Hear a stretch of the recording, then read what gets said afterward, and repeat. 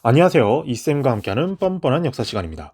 자, 지난 시간에는 우리가 조선의 통치체제, 중앙행정, 지방행정, 그리고 지방의 자치기구, 유향소, 경제소, 그리고 군사, 교육, 과거제도에 대한 특징들을 알아봤죠. 이번 시간에는 이제 사림의 세력의 성장과 붕당의 출현, 그리고 이 사림 세력, 즉 조선은 유교국가라 그랬죠. 그래서 성리학이 발달되는 상황을 배워보도록 하겠습니다. 자, 그 전에 선생님이 이렇게 지금 사림 세력의 성장과 훈구파와 살인파에 대한 도표를 만들어내는데 요 살인파부터 먼저 알아보도록 할게요. 요 살인파를 나타낼 수 있는 상징은 딱 세 가지로 제시가 되는데 먼저 정치적, 그리고 경제적, 그리고 사회적이 있습니다. 자, 먼저 요 정치적이란 어떤 거냐면 왕도 정치를 꿈꿔요. 즉 패권 정치, 힘으로 하는 정치가 아니라 왕도, 왕이 덕으로서 다스리는 정치. 그리고 경제적으로는 지주, 존호제, 땅 주인과 땅을 빌려 쓰는 사람들의 경제 시스템. 그리고 사회적으로는 향약, 향촌의 약속의 줄임말입니다. 이 향약을 실시하는 이런 특징들을 가지고 있는데 쉽게 말해서 이 살인파들은 부국강병, 물론 부국강병 좋다. 하지만 의리와 도덕이 더 중시한다라는 거예요. 즉 쉽게 말하면 훈구파들은 뭔가 결과에, 과정보다는 결과에 중요시했다면 이 살인파들은 결과도 중요하지만 과정이 더 중요하는, 과정이 훌륭해야만 결과도 좋은 거다. 요런 식의 생각을 하고 있는 게, 그리고 아까 선생님이 말했던 제목에서 말했던 붕당으로 넘어가는데 요 살인파의 붕당으로 넘어가는 그 도표를 간단하게 보면, 자, 신진사대부에서 시작한다 그랬죠. 이 살인은 그러다가 급진파, 즉 조선을 건국하는 데 참여한 사람, 반대한 파, 그래서 밑으로 그래서 급진파는 훈구파가 되고요. 오늘 배우는 온건파는 살인파가 되는데, 자, 이들이 대립해서 싸우는 게 바로 사화예요. 그래서 네 번을 싸웠지만 결국에 최후의 승리로 살인파가 승리를 하고 권력을 잡아 항상 분열이 일어난다 그랬죠. 살인파 내부에서 선조 때 동인과 서인으로 나뉩니다. 그리고 이 동인은 북인과 남인으로 나뉘고요. 서인은 소론, 젊은 파와 노론, 늙은 파로 나뉘게 되는 요런 단계를 거쳐나가는 게 그 구조를 알고 붕당, 정치의 정계 및 탕평 정치할 때 잘 알아두면 되겠습니다.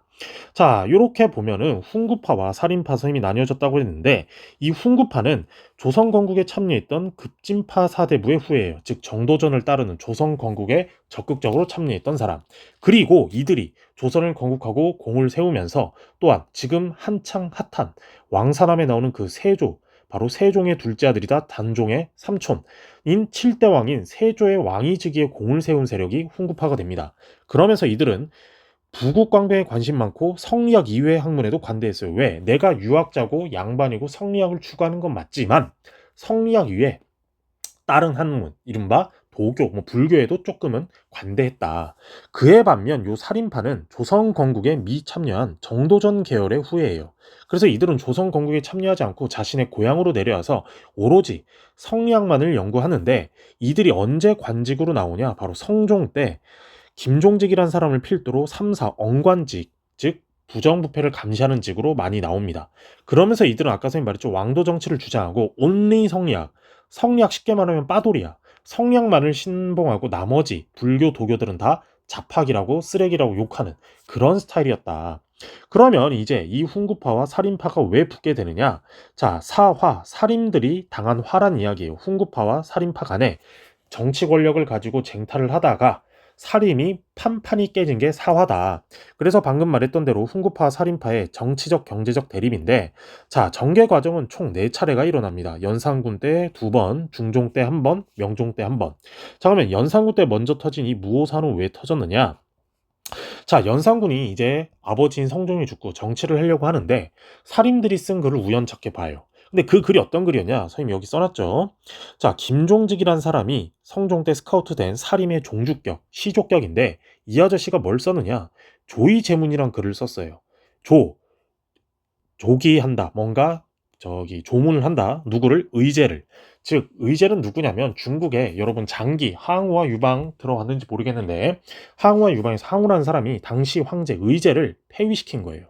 그래서 그거를 세조가 단종을 폐위시킨 거를 빗대서 세조는 나쁜 놈, 단종은 착한 놈, 이렇게 써놓은 글이란 말이야. 연산군이 가만 보니까 세조는 나한테 증조부인데, 조부인데, 증조부지. 증조부인데, 이 세조 증조부가 쓰레기면 우리 아빠인 성종도 쓰레기고 결국 나도 쓰레기란 얘기 아니야? 라고 하면서 이 글을 빌미로 살인파를 탄압한 사건이 무오사예요.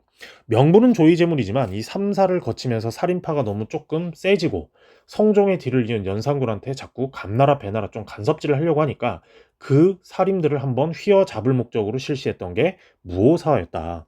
자, 그리고 나서 터진 두 번째 사화가 갑자사인데 이게 왜 터졌냐면, 자, 연산군은 원래 좀 가정적으로 불행했어. 왜? 어렸을 때, 2살 때 엄마가 사약 맞고 죽는데 이걸 모르고 있었단 말이야. 근데 그냥 역계는 알고 있었는데 이 자라나면서 보니까 뭔가 이상하거든. 그래서 엄마가 죽었던 그 시절의 일을 확인해 보니까 우리 엄마 죄 없이 죽었다 라고 판단을 한 거예요. 근데 이거를 명분 없이 왕이 명분 없이 어떤 행위를 하는 건 문제가 있으니까 빌미를 삼은 거야. 신하들을 내 뜻대로 휘어잡을 이른바 공안정치, 공포정치를 하려고 엄마의 죽음을 조금 이용했는데 이게 너무나도 큰 피바람을 불러일으키게 되었다 이 말이에요. 그래서 자신의 어머니 폐위와 관련된 사람들을 제거한 사건이 갑자사화인데 여기에는 그 왕사남에 유지태가 있던 한 명에도 관련이 돼 있어서 정말 최악의 죽음을 맞이해. 자기가 죽을 때는 성종 때라서 곱게 죽었는데 이제 무덤에 쓰였을 때 연산군이 개빡쳐가지고 죽은 한 명의 무덤을 꺼내라. 그리고 죽은 한 명의 해골을 도끼로 찍어라. 그리고 그 뼈를 뼈가루로 만들어서 전국에 뿌려라. 이른바 부관 참시를 했다 이 말이야. 이러면서 공포 정치를 하니까 거의 조선판 궁예인 거지. 사람들이 무서워가지고 도저히 있을 수가 없어. 거기다 연산군이 완전 개또라이야. 온갖 하지 말아야 되는 왕으로서 지킬 건 지키고 좀 에티켓, 매너 있게 해야 되는데 그딴 거 없어. 너무나도 사생활도 문란해. 거기다 동물원 짓는다고. 정말 그 당시 큰 희귀한 동물들 짓는다 동물원도 짓고 학교에다가 뭐 나이트클럽 만들고 이러다 보니 이건 안 되겠다라고 해서 연산군의 이복 동생 바로 진성대군 중종을 왕으로 올리는 최초의 신하들에 의한 왕위를 끌어내리는 중종 반정이 일어나게 됩니다. 그래서 중종도 힘이 없어. 그냥 가만히 있다 왕이 됐다 보니 이 중종을 왕으로 옹립한 이 공신들 반종 공신들한테 휘둘리기 시작하는 거야. 그러니까 이게 가만 생각하면 내가 왕인지 쟤네들이 왕인지 모르겠거든. 그래서 중종이 이 공신 세력 훈구파를 견제하려고 누구를 스카우트하느냐? 바로 조광조를 스카우트했다니까. 이름도 똑같은 조광조. 그래서 이 조광조를 스카우트해서 왕권을 네가 좀 키워봐라 했더니만 이건 웬걸? 왕권을 키우는 건 좋은데 왕이 나한테 얘도 자꾸 공부하라고 해. 좀 쉴 때도 있고 놀 때도 있어야 되는데 똑바로 앉아서 공부해라. 공부. 거의 뭐 공부만 하라고 귀 속에 JYP 이것처럼 JGJ 이러면서 막 공부하라고 그러니까 돌아버리는 거지. 거기다가 조광조가 개혁 정치를 제시한 게 있는데 이게 또 하나같이 만만치가 않아. 왜 그러냐? 먼저 소격서라고 해서 도교 사원이에요. 우리 힘들 때 뭐 종교 있잖아. 불교나 도교 사원인데 왕실의 그 뭔가 기도 공간인 소격서를 폐지해라. 왜? 우리 조선은 성리학 국가야. 이런 성리학 이외, 유교 이외의 학문은 다 없애야 돼. 그리고 혈량과. 혈량과가 뭐냐? 조선은 관리를 뽑을 때 과거제를 보잖아. 그런데 과거도 보지만 그거보다 조금 더 상위 클래스로 혈량과라 그래서 추천 그리고 면접제를 실시해서 관리를 뽑는 거예요.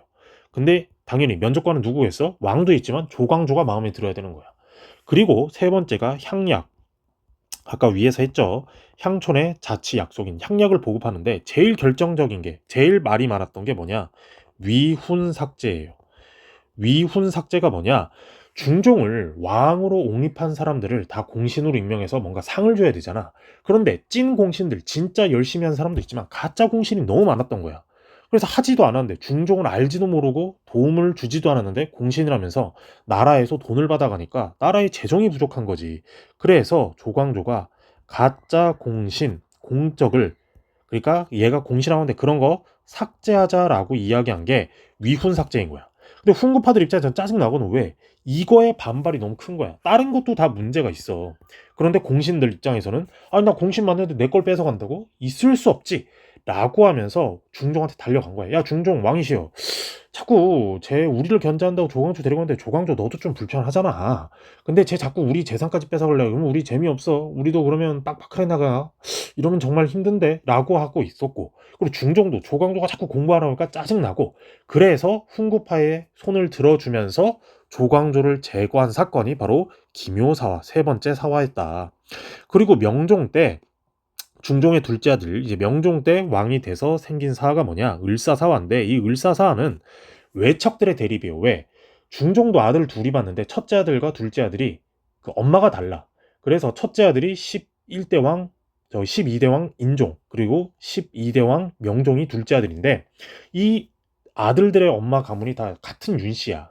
그래서 대윤, 큰아들의 외가 쪽을 대윤, 둘째 아들 명종의 외가를 소윤이라고 하는데 이 대윤과 소윤이 한판 붙는 과정에서 살인들이 옆에 결탁을 한 거야.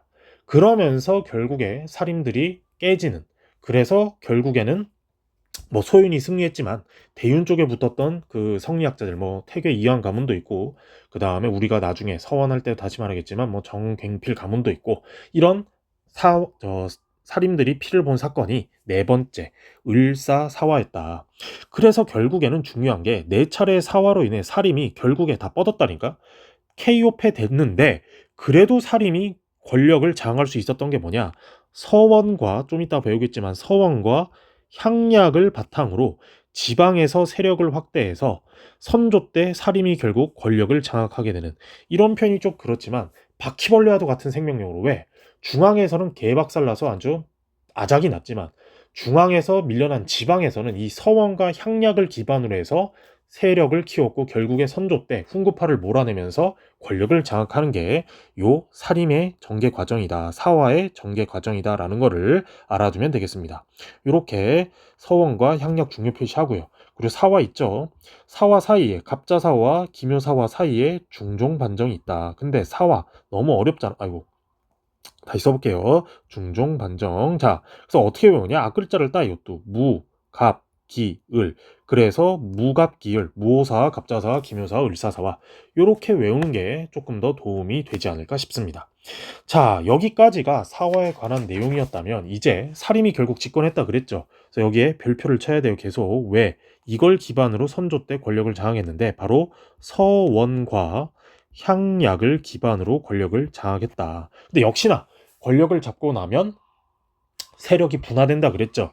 그래서 붕당의 형성과 사림의 분화를 보면은 자, 붕당의 형성 배경은 훈신과 외척, 즉 훈구파, 남아있는 훈구파와 왕의 외갓집, 그리고 왕의 그 처갓집 이런 사람을 외척이라 그러는데 훈신과 외척을 어떻게 처리할 것이냐. 그리고 제일 중요한 관리 인사를 담당하는 이조 전랑, 요 이조 전랑을 누가 가져갈 것이냐를 가지고 치열하게 살인들이 싸워요. 그래서 분화도 동인이 바로 신진살인, 이른바 김효을 중심으로 한 새롭게 나타난 살인이고 서인은 심의견을 기반으로 하는 기성살인인데 자, 이 동인은 한마디로 라이징 스타라니까 철저하게 척신 정치해야 된다. 우리 성리학 유교에서 누가 외척과 성리학을 하라고 했느냐?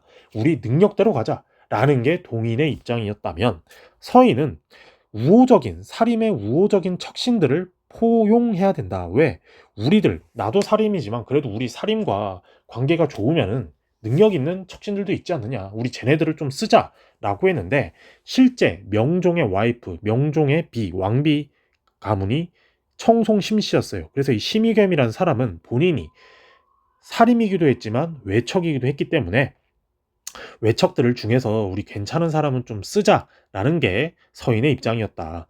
그래서 이 붕당의 특징은 뭐냐면 학문적 성격과 정치적 이념을 같이 하는 무리예요. 즉 여러분도 어느 학교, 뭐 예를 들면 대학교 가면 뭐 서강대 뭐 17학번, 그래서 뭐 24년 졸업해, 뭐 고려대 26년 졸업해, 뭐 이런 식으로 학벌이라는 게 만들어지잖아. 그래서 같은 스승 밑에서 같이 뭔가를 배운 그런 사람들이 같이 활동하면서 정치적 활동을 하는데 이 붕당이 좋은 의미예요. 일본에 의해서 약간 나쁜 걸로 변질이 되었는데 붕당 사이에 서로 동인과 서인 사이에 처음에는 상호 비판, 너 이거 문제 있어, 아 그래 그럼 이거 좀 고칠게, 그리고 한쪽이 너무 강해지면 안 되잖아. 그래서 밸런스, 균형을 맞추는 그런 식의 정치를 했다. 그래서 여기 선생님이 도표로 깔끔하게 정리해놨죠. 동인에는 이황학파와 조식학파가 있는데 이들이 각각 남인, 북인으로 나뉘고 서인은 이 그리고 성혼이라는 사람에서 나중에 송시열을 대표로 하는 늙은 당, 좀 늙은 사람들의 모임 노론, 윤증, 송시열의 제자인 윤증, 젊은 사람들의 모임인 소론, 요런 식으로 나뉘어져 있다. 그리고 지역별로는 요렇게 나눠져 있는데 서경덕 학파는 바로 북인이라고 할 수 있겠어요. 그리고 이황 학파는 남인, 그리고 조식 학파는 북인, 그리고 이학파 있죠. 여기가 바로 서인. 서인 중에서도 노론으로 전개가 되는 그런 식의 붕당이 전개된다라는 거를 알아두면 되겠습니다.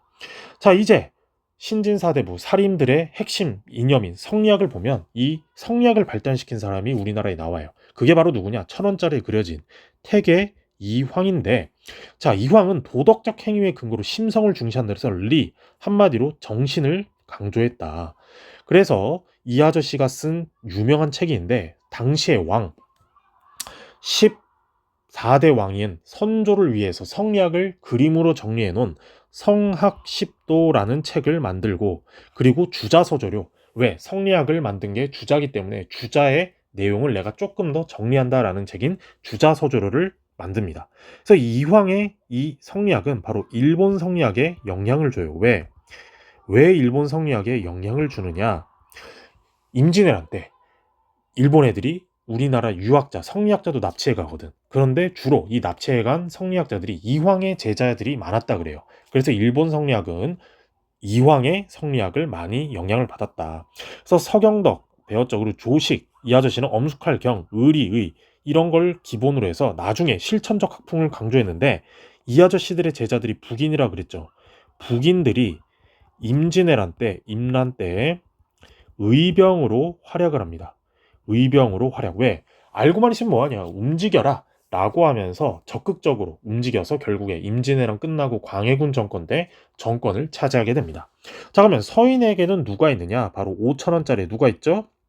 맞습니다. 바로 율곡 이이가 있죠. 이 아저씨는 현실 변화에 주목하고 개혁안에 굉장히 중요를 했어요.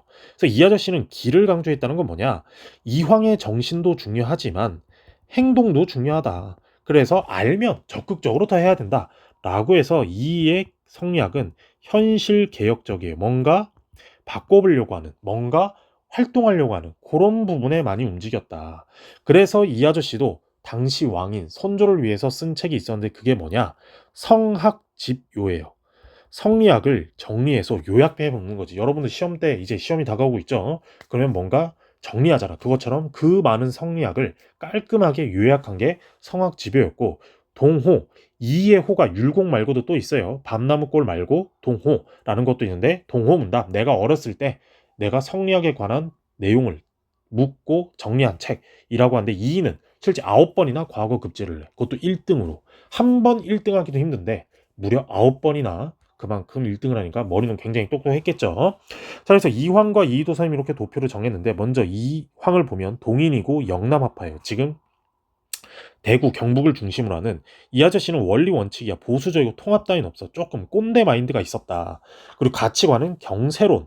세상을 경영하자. 세상을 경영하면서 뭔가 움직여 보자라는 거고, 아까 말했던 성리학을 정리한 10가지 그림으로 도표로 만든 성학십도가 있다. 반대로 이이는 거의 이황에 비해서 아들뻘에 가까운데, 이 아저씨는 서인이고 기호, 경기도와 충청도 일대, 수도권 일대에 기반을 두고 있다. 그래서 이 아저씨는 현실적이고 경험적, 뭔가 챌린지, 도전적인 사람이다. 그리고 경장론, 즉 세상이 문제가 있으면 뭔가 불평만 하지 말고 고치고 성장하자. 그리고 이 아저씨도 성리학을 정리한 게 성학집요, 성리학을 집대성하고 요약한 책이 성학집요라고 할 수 있겠습니다. 자, 이제 넘어가서 서원과 향락인데, 자, 유교 문화가 확산이 되어, 왜? 이제 원래 조선은 유교 국가인데다가 성리학을 기반으로 움직인다 그랬죠. 그래서 유교 및 윤리서를 보급하게 되는데, 왜?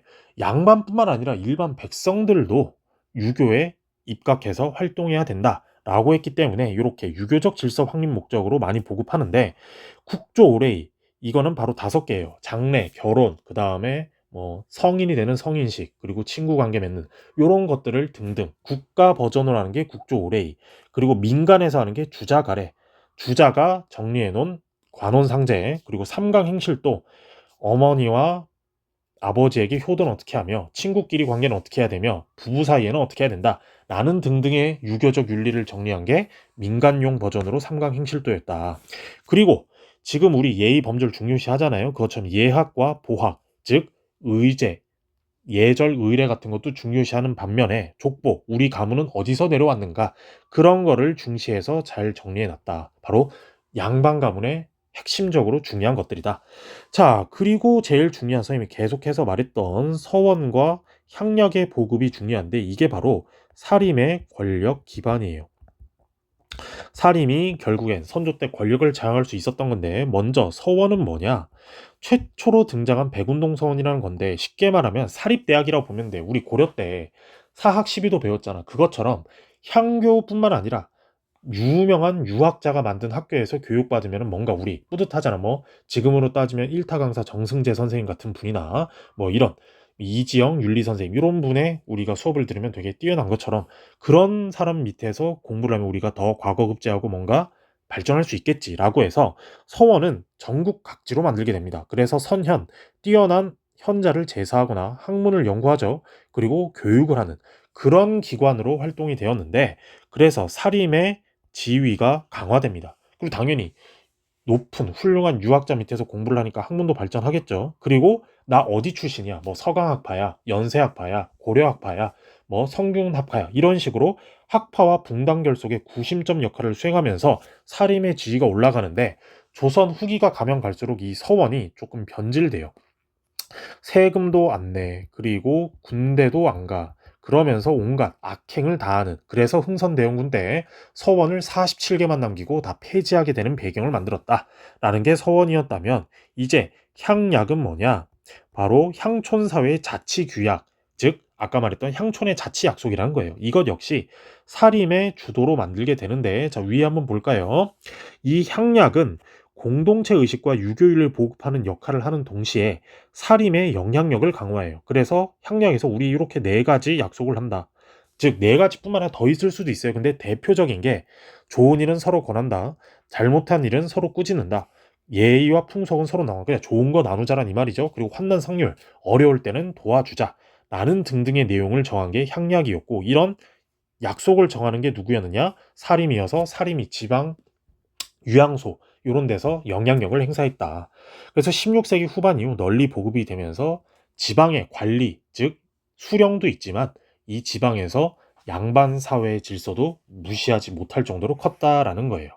자, 옆에 있는 그림은 뭐냐면 지금 선생님이 당시 옛날에 그 마을을 그려준 건데 지금 이렇게 관청이 있겠죠. 그래서 그 지역을 통치하는 사람의 관청, 지금으로 따지면은 뭐 주택까지 같이 주는 즉 관사라고 할 수 있겠죠. 그리고 마을은 양반들이 사는 마을, 일반 농민들이 사는 마을, 그리고 특수 마을, 향부곡소가 아닙니다. 이게 향부곡소가 아니라 그냥 특수 마을, 뭐 점집도 있을 거고, 뭐 백정, 뭐 고기 잡아주는, 그리고 뭐 무당 요런 마을이 있는 거지. 마을 안에 구역을 좀 나눈 거지 향부곡소가 있는 게 아니었다라는 거를 잘 알아두시면 되겠습니다.